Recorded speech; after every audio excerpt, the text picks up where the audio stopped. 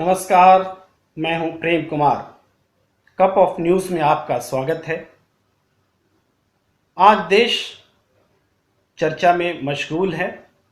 छात्र चिंतित हैं, अभिभावक चिंतित हैं और उस परीक्षा के लिए चिंतित हैं जो परीक्षा सितंबर के पहले हफ्ते में होने वाली है। 26 लाख से ज़्यादा स्टूडेंट्स इसमें हिस्सा लेने वाले हैं। जो गाइडलाइंस है उसके मुताबिक कोरोना से जुड़े हुए जो एहतियात हैं उसको पूरा करते हुए, उसका पालन करते हुए ये परीक्षा ली जानी है। इसके बावजूद ये चिंता का विषय है। सरकार का भी अपना एक पक्ष है और उन छात्रों का भी अपना पक्ष है, उनके अभिभावकों का भी अपना पक्ष है।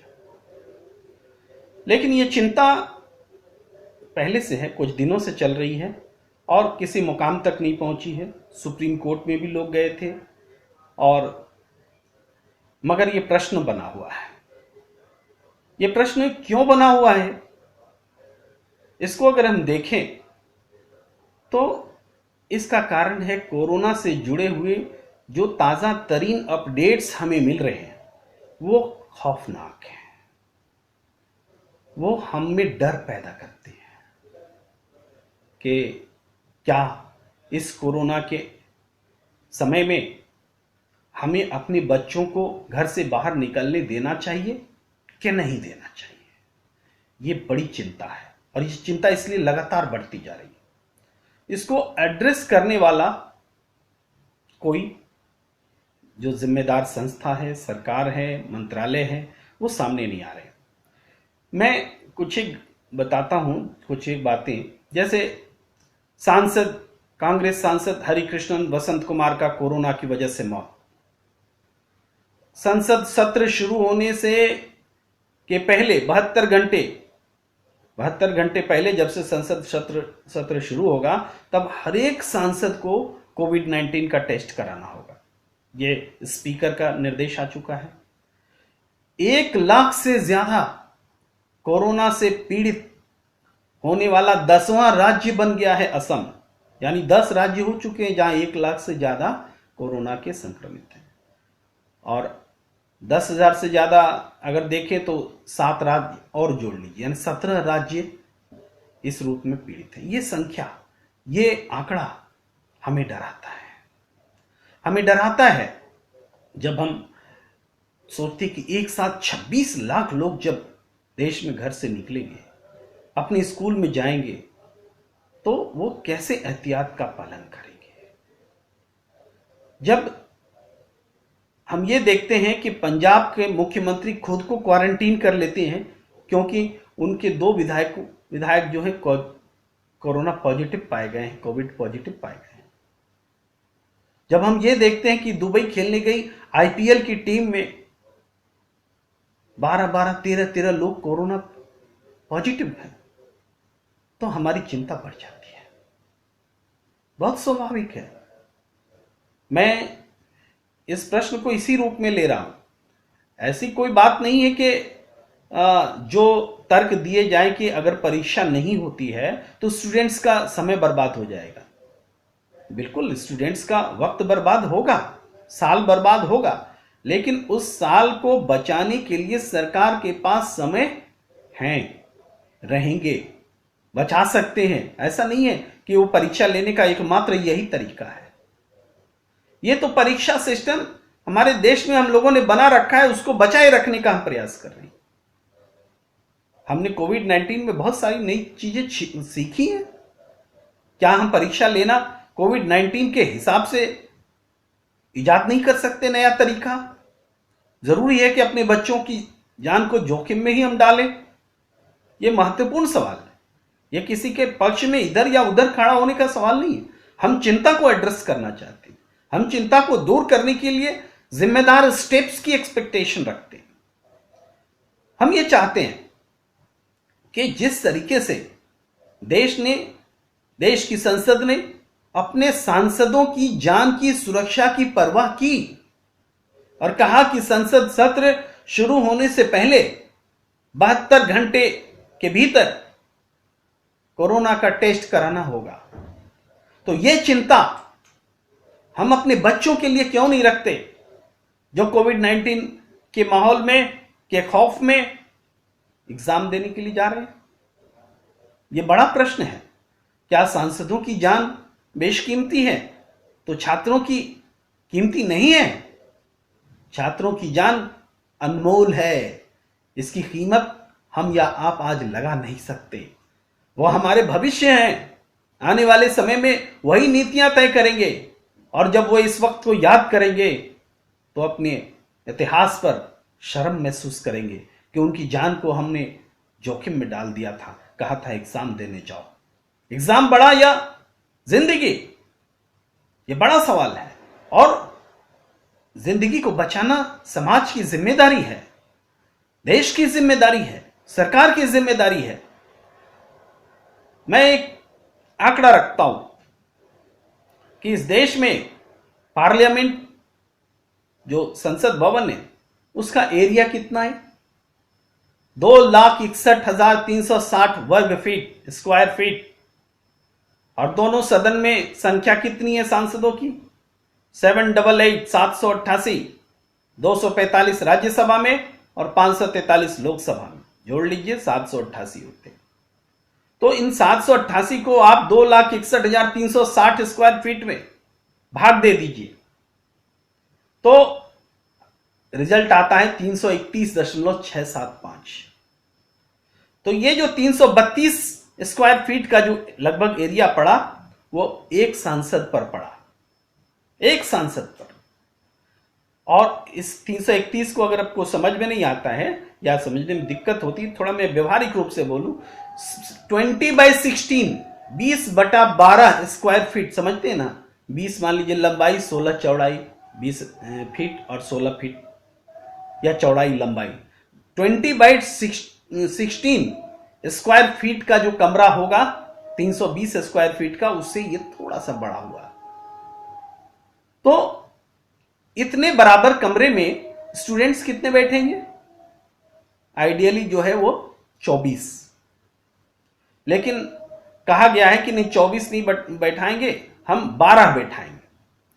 यानी 6 दूनी 12 बेंच होंगे और हर बेंच में बेंच और डेस्क का कॉम्बिनेशन होगा और एक एक बच्चा बैठेगा। तो इसका मतलब क्या हुआ कि वो लगभग उसी एरिया में जिसमें एक सांसद ऑक्युपाई करेंगे संसद भवन में, 12 स्टूडेंट्स अपने परीक्षा भवन में बैठेंगे। यानी 12 गुना ज्यादा सांसद को क्षेत्रफल मिल रहा है या 12 गुना कम स्टूडेंट्स को क्षेत्रफल मिल रहा है। मैं ये इसलिए बता रहा हूं क्योंकि इससे अंदाजा लगता है कि हम अपने छात्रों को कितना जोखिम वाले इलाके में भेज रहे हैं, या जो जोखिम हम अपने सांसद के लिए सोच रहे हैं वही जोखिम हम अपने बच्चों के लिए नहीं सोच रहे हैं। हम उससे 12 गुना कम सोच रहे हैं उनके बारे में। इसके अलावा संसद के भीतर जो सुविधाएं होती हैं वो परीक्षा भवन में नहीं होती। कोरोना काल में तो और भी नहीं होंगी, खाने पीने की भी दिक्कत होगी। तो इस तरह से ये जितना बड़ा सवाल है उससे बड़ा ये चिंता का विषय है। मेरी सोच है कि यही सोच, इस तरह से सोचने का तरीका सरकार क्यों नहीं अडॉप्ट कर सकती है? क्यों नहीं हम बच्चों को प्रायोरिटी दे सकते हैं? अब देखिए, हमारे देश में न्यायालय में क्या फिजिकल सुनवाई हो रही है? अदालतों में हम आप जा पा रहे हैं? नहीं हो रही है। वर्चुअल सुनवाई हो रही है। स्कूल कॉलेज क्या खुले हुए हैं? नहीं खुले हुए हैं। स्कूल कॉलेज घर से किए जा रहे हैं, वर्चुअली किए जा रहे हैं। यहां तक कि जो नौकरी पाने का सवाल है, कॉरपोरेट में जो हम नौकरी पा रहे हैं, तो उसमें भी इंटरव्यू जो हो रहा है वो भी वर्चुअल ही हो रहा है। तो हम ऐसा क्यों नहीं कर सकते कि सुप्रीम कोर्ट ने कहा कि यूजीसी के गाइडलाइन के हिसाब से अगर परीक्षा आप पास नहीं होंगे तो आपको प्रमोट नहीं किया जाएगा। चलिए मान लिए प्रमोट नहीं किया जाएगा, पास नहीं होंगे, परीक्षा होगी तब तो पास होंगे या फेल होंगे। जब परीक्षा ही नहीं होगी तो प्रमोट नहीं करेंगे, क्या मतलब है? सुप्रीम कोर्ट के भी डिसीजन के बारे में मैं बोल रहा हूं। सुप्रीम कोर्ट ने कहा है कि परीक्षा अगर आप पास नहीं करेंगे तो प्रमोट नहीं किया जाएगा। परीक्षा अगर आप नहीं देंगे तो प्रमोट नहीं किया जाएगा। ठीक है,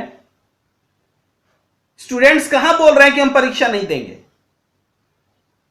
इसको ऐसे भी तो बोला जा सकता है, अगर परीक्षा सरकार नहीं लेगी तो स्टूडेंट्स को पास नहीं होने देंगे, नहीं दिया जा सकता, ऐसे भी बोल सकते हैं। स्टूडेंट्स को ही हम ब्लेम लगा रहे हैं कि अगर आप परीक्षा नहीं देंगे तो आप पास नहीं करेंगे। स्टूडेंट्स तो परीक्षा देने के लिए तैयार हैं, लेकिन माहौल, परिस्थिति, सिचुएशन, उनकी जिंदगी का नुकसान, उनकी जिंदगी की सुरक्षा, इसके बारे में कौन सोचेगा? यही स्टूडेंट्स की एक्सपेक्टेशन है व्यवस्था से, न्यायपालिका से, सरकार से। क्या ये एक्सपेक्टेशन गलत है? हम ये कहना चाहते हैं, क्या इसलिए कि आज स्टूडेंट्स समुदाय कमजोर पड़ गया है, उसमें वो 1974 वाली ललक, वो ज्वालामुखी स्टूडेंट्स में नहीं है, इसलिए उसकी जिंदगी के साथ व्यवस्था खिलवाड़ करेगी? अगर आज यही स्टूडेंट्स सड़क पर उतर आए तो ये क्या अदालत और क्या सरकार बैठ के बात करने के लिए विवश होगी कि नहीं होगी? विवश होगी। स्टूडेंट्स को ब्लेम करने की जो हमारी टेंडेंसी है, प्रवृत्ति है, इसको स्टूडेंट्स ही रोक सकते हैं। गार्जियन को उनका साथ देना पड़ेगा। ये जो सुविधा भोगी वर्ग है, उसको ये बात समझ में नहीं आ रही है कि एक भी बच्चा अगर एग्जाम देते हुए कोरोना से पीड़ित होता है तो वो एग्जाम लेने वालों पर कितना बड़ा गुनाह है, उसकी कितना बड़ा गुनाह होगा। वो जो लोग एग्जाम ले रहे हैं वो कितना बड़ा गुनाह कर रहे हैं। आज आप देखिए, क्या नॉर्मल सिचुएशन है? ट्रेनें चल रही हैं क्या? स्पेशल ट्रेनों की बात मैं नहीं कर रहा हूं। क्या हवाई जहाज चल रहे हैं? वो स्पेशल वाले हवाई जहाज उड़ान की बात मैं नहीं कर रहा हूं। क्या इंटर स्टेट बसेस चल रही हैं? नहीं चल रही। इंटर स्टेट माने एक स्टेट से दूसरे स्टेट वाली बसें नहीं चल रही। तो आप ये सब क्यों कर रहे हैं? इसलिए कि कोरोना का खौफ है ना, तभी तो। और रेगुलर क्लासेस क्या आप ले रहे हैं स्कूल की? क्या कॉम्पिटिटिव एग्जाम्स के जो इंस्टीट्यूट्स हैं वहां स्टूडेंट्स जा पा रहे हैं? एक्सेस है उनका? सब कुछ ठप है। इसका मतलब है कि या तो ये सारे डिसीजन गलत हैं, या तो बच्चों की जान बहुत सस्ती है। बच्चों की जान बहुत सस्ती है, इसके अलावा इसका कोई दूसरा मतलब नहीं है। एक प्रदेश से जब हम दूसरे प्रदेश में जाते हैं तो भाई साहब हमको क्वारंटीन होना पड़ता है। एक जिले से दूसरे जिले जब हम जाते हैं, मुझे याद है, मैं दिल्ली एनसीआर से बोल रहा हूं। दिल्ली में जब कोरोना के मामले बहुत तेजी से बढ़ रहे थे तो दिल्ली से सटे हुए जो गाजियाबाद, नोएडा, ये सब जिले पड़ते हैं, वहां यूपी की सरकार ने बैरिकेड लगा दिया कि दिल्ली में कोरोना ज्यादा है, हम अपने जिला में इसको फैलने नहीं देंगे। मैं इसकी आलोचना नहीं कर रहा हूं, मैं याद दिला रहा हूं कि सीमा केवल स्टेट और डिस्ट्रिक्ट बोलने से बदल जाएगी क्या? एक स्टेट से दूसरे स्टेट आएंगे तो हमको क्वारंटीन होना होगा, और एक जिले जहां ज्यादा कोरोना के मामले हैं, दूसरे जिले में बच्चे जाएंगे तो उनको क्वारंटीन होना नहीं होगा। ये कौन सी लड़ाई है? कोरोना से ये कैसी लड़ाई है? आप देखिए, मैं एक बहुत महत्वपूर्ण बात बोल रहा हूं। स्टूडेंट्स जब एग्जाम देने जाता है तो जो एग्जाम के दौरान आने जाने 1-2 दिन जो उसमें खर्च होते हैं, वो रास्ते में क्या खाता है, कैसे खाता है? वो स्ट्रीट फूड खाता है। स्ट्रीट फूड का मतलब सड़क किनारे जो ठेले लगे होते हैं, उन ठेलों से आलू पराठा खाता है, अंडा ऑमलेट खाता है, इडली डोसा खाता है, इस तरह की चीज, फिर चाय समोसा खाता है और अपनी भूख को भुलाता है। भूख मरती नहीं है, आधा पेट खा करके परीक्षा देता है स्टूडेंट्स। वो भूख को भुलाता है, भूख को मिटाता नहीं है। तो क्या ये छात्र अपना ये स्वभाव इस कोरोना काल में छोड़ देंगे? क्या वो भूखे जाकर के एग्जाम देंगे? और जब ये सड़क पर खाएंगे तो क्या उनकी जिंदगी सुरक्षित रहेगी? कोरोना का खतरा टल जाएगा क्या? एक बात महत्वपूर्ण यह है कि खतरा सिर्फ नेताओं को देख करके हम समझे। जब जरूरत पड़ी तब सत्र बुला लो, सरकार की शपथ दिला दो, बहुमत टेस्ट करा लो और मंत्रिपरिषद बना लो और फिर कोरोना कह करके सत्र को खत्म कर दो। यह सुविधा के लिए आप जो ऐसा कर रहे हैं, क्योंकि आपकी जिंदगी प्यारी है। आपको राम मंदिर का निर्माण करना है तो मुहूर्त नहीं रहने पर भी मुहूर्त निकाल लेते हैं। कोविड-19, हालांकि ये संदर्भ से हट कर है, मैं इसलिए उदाहरण दे रहा हूं क्योंकि जब जैसे चाहते हैं हम सुविधानुसार हम नियमों को तोड़ लेते हैं। वहां पर आयोजन से पहले और आयोजन के बाद तमाम लोग कोरोना से पीड़ित मिले, लेकिन उसकी परवाह तब नहीं की जाती क्योंकि राजनीतिक फायदा होता है। स्टूडेंट्स की जान को जोखिम में डाल करके आपको राजनीतिक फायदा नहीं मिलने वाला है, किसी को नहीं मिलने वाला है। स्टूडेंट्स की जान को बचा करके इसको राजनीतिक फायदा नुकसान से दूर रखने की जरूरत है।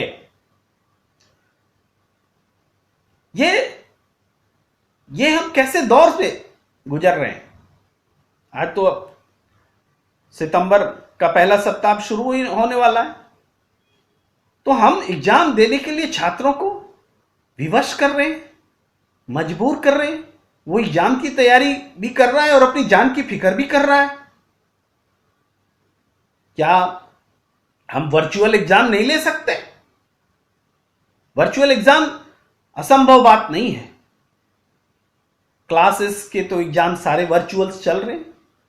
इंस्टीट्यूट्स अपना कंपटीशन की जो तैयारी करा रहे हैं वो वर्चुअल कर रहे हैं, तो हम वर्चुअल एग्जाम को प्लान कर सकते हैं।